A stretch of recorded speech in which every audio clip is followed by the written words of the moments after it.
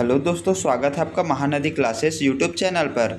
जैसे कि हमारे हिंदी का पोर्शन चल रहा है, इसमें हम लोग इससे पहले हम लोग वर्ण एवं वर्णमाला के बारे में पढ़ चुके हैं। ये चैप्टर 2 है। इसमें हम लोग पढ़ेंगे संधि और समास के बारे में, अच्छे से जानेंगे एडवांस कॉन्सेप्ट को। ठीक है।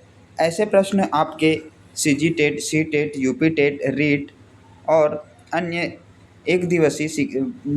एक दिवसीय परीक्षाओं में ऐसे ही प्रश्न सेम टू सेम आपको देखने को मिलेंगे। तो आप इसे अच्छे से अध्ययन करिए। चलिए बढ़ते हैं प्रश्नों की ओर। अक्षौहिणी का सही संधि विच्छेद क्या है? तो इसका सही संधि विच्छेद हो जाएगा अक्ष प्लस ऊ ही नी। कौन सी संधि है? ये वृद्धि संधि है, अपवाद है।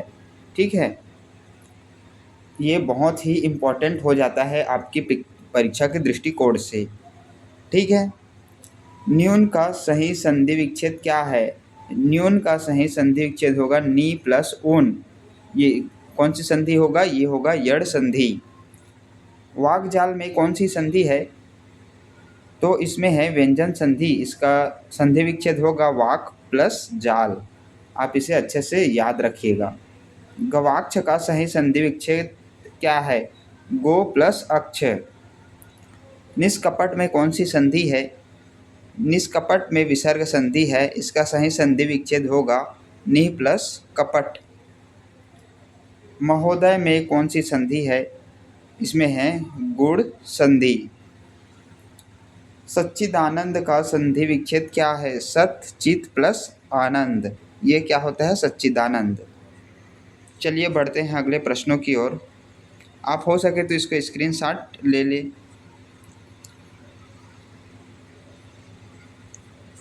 अगला दिया है पवन का संधि विच्छेद क्या है? पवन का संधि विच्छेद होगा पो प्लस अन। ये क्या होगा? पवन। और पावक दिया है, पावक का होगा प प्लस अक। क्या हो जाएगा? पावक।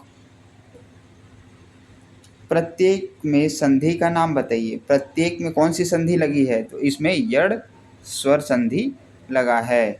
ये बहुत ही इम्पोर्टेंट क्वेश्चन है। दही बड़ा में कौन सा समास है? दही बड़ा में कौन सा समास है? तो इसमें मध्य पद लोपी तत्पुरुष दही में डूबा हुआ बड़ा। तो ये कौन सा समास है? ये तत्पुरुष समास है। अगला है कनफटा में कौन सा समास है?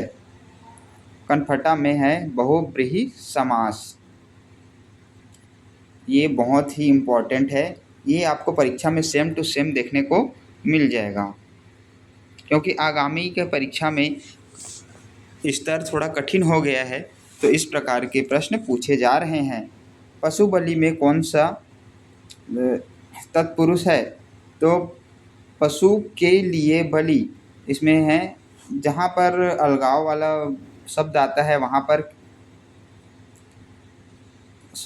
अपादान का यूज होता है, वहाँ पर अपादान होता है। यहाँ पशु बलि में कौन सा तत्पुरुष समास है? तो यहाँ पर संप्रदान तत्पुरुष समास है। पशु बलि में कौन सा तत्पुरुष है? तो यहाँ है संप्रदान तत्पुरुष। ये बहुत ही कठिन स्तर के प्रश्न हैं। चलिए बढ़ते हैं प्रश्नों के सीरीज में आगे।